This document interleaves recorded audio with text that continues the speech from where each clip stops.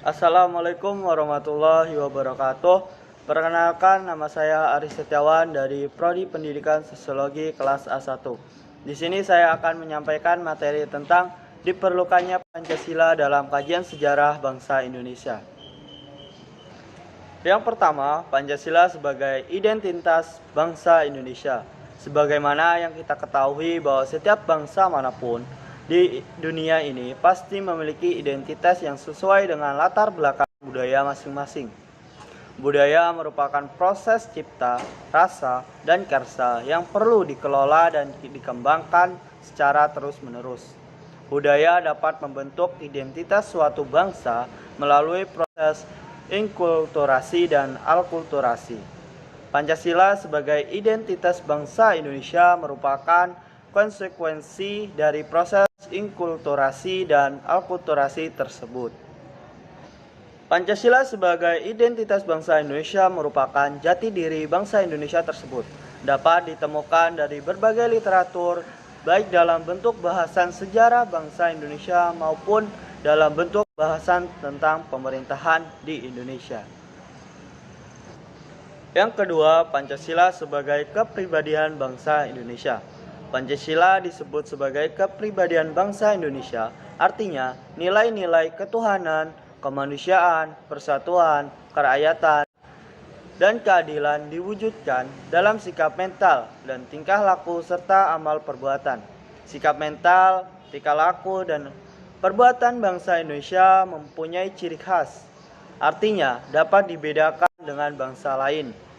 Kepribadian itu mengacu pada suatu yang unik dan khas karena tidak ada pribadi yang benar-benar sama. Setiap pribadi mencerminkan keadaan halnya sendiri. Demikian pula halnya dengan ideologi bangsa. Yang ketiga, Pancasila sebagai pandangan hidup bangsa Indonesia. Pancasila dikatakan sebagai pandangan hidup bangsa, artinya nilai ketuhanan, kemanusiaan, persatuan, kerakyatan, dan keadilan diyakini kebenarannya, kebaikannya, keindahannya, dan kegunaannya oleh bangsa Indonesia yang dijadikan sebagai pedoman kehidupan bermasyarakat, berbangsa, dan menimbulkan tekad kuat untuk mengamalkan dalam kehidupan nyata. Pancasila sebagai pandangan hidup berarti nilai-nilai Pancasila melekat dalam kehidupan bermasyarakat dan dijadikan norma dalam sikap dan bertindak.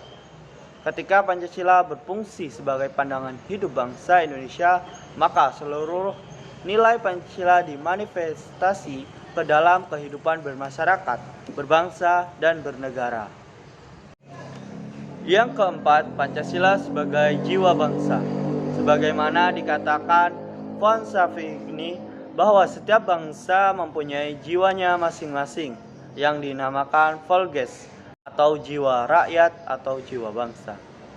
Pancasila sebagai jiwa bangsa lahir bersamaan dengan lahirnya bangsa Indonesia. Pancasila telah ada sejak dahulu kala bersamaan dengan adanya bangsa Indonesia.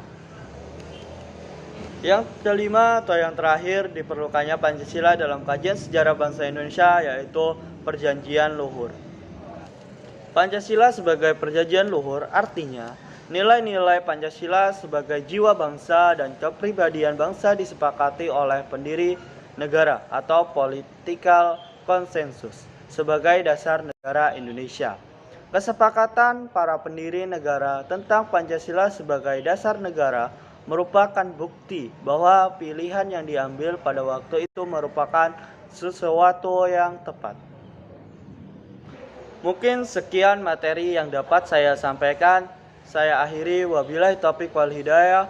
Wassalamualaikum warahmatullahi wabarakatuh.